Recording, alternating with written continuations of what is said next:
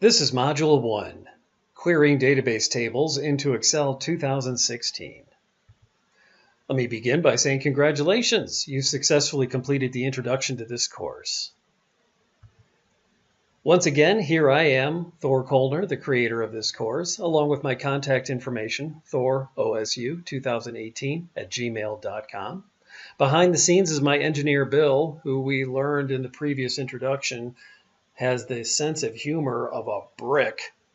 Bill, stop it.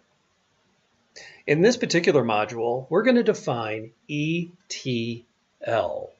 What do you think those letters stand for? Bill, do you want to go first? Bill thinks ETL is an acronym for Everybody Knows, Thor is, Bill, be careful where you're going here, lazy. Bill, that's not funny. ETL is an acronym for Extract, Transform, Load.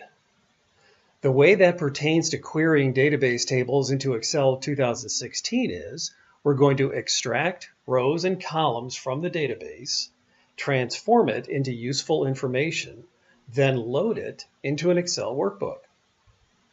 Here's an example of one of the activities you're about to begin. We're going to go into Microsoft Excel and we're going to connect to the Northwind database.